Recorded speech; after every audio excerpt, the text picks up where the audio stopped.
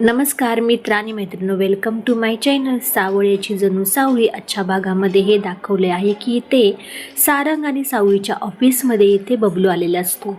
सारंग दादा काय रे, ते किरणला सांग ना, ती बघ ना माझ्याशी बोलतही नाही आहे, खूप रागवली पण आहे.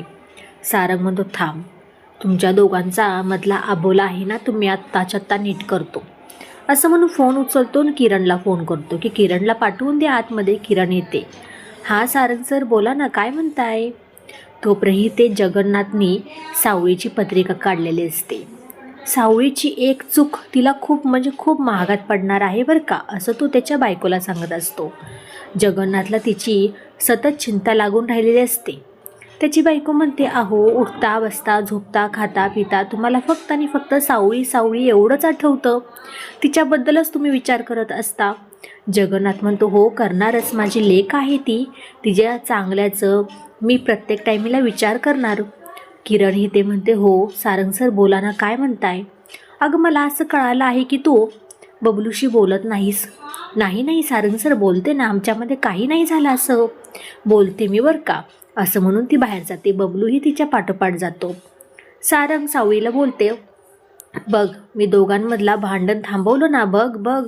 सावळी पटकन सारंगचा हात पकडते, बाहेर घेऊन जाते. बघा आज भांडण थांबवलं नाही आहे, भांडण अजून वाढलं आहे त्या दोघांमधलं. असं म्हणून सावळी सारंग बघतात तर काय अजून दोघेजणी रागवतात, एकमेकांवर फुगून बसतात. तोपर्यंत इथे भैरवीचा फोन आलेला असतो ताराला, पण तारा काय नसल्यामुळे इथे आपला जो काही सोहम आहे त्याने उचललेला असतो.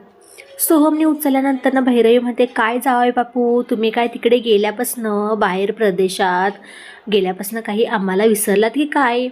सोहम म्हणतो, नाही हो, तुम्हाला कशी विसरू मी, ताराला तर तुमच्याबद्दल प्रत्येक टाईमला मी चौकशी करत होतो. असं म्हणून तारा येते. तारा म्हणते, कोणाचा फोन आहे बबलू. बबलू म्हणतो, काही नाही, तुझ्या मॉमचा फोन आहे. पण असं काही म्हटल्यानंतर ना ताराला इथे भैरवी म्हणते की उद्या काहीही झालं तर तू आणि सावळी यायचं आहे माझ्यापाशी रियाजासाठी, मला कुठलंही कारण सांगायचं नाही आहे. आणि ती काही सावळी माझा फोन उचलत नाही आहे. तारा बोलते, नाही उचलणार, ती ऑफिसमध्ये असेल किंवा मीटिंगमध्ये असेल, बिझी असणार आहे ती. तिला कोणी परमिशन दिली, मी तर नव्हती दिली ना ऑफिसमध्ये जायची. तारा म्हणते, मला विचारू नकोस ते. असं म्हणल्यानंतरही ते ऐश्वर्याचा तर दुसराच काही प्लॅन चाललेला असतो. ते प्रत्येक टायमीला जे काही औषध अमृताला देत असते ते परत एकदा दुधामधून देत असते. म्हणते की ह्या घरामध्ये मला मूल नाही झालं तर मी कोणालाही घेऊन देणार नाही, आणि आत्तापर्यंत माझाच रुबाब ह्या घरामध्ये चालवत होता, असं म्हणून अमृताला देणार पण नाही. ती सावळीकडे तो ग्लास घेऊन जाते. व्हिडिओ शेवटपर्यंत पाहिल्याबद्दल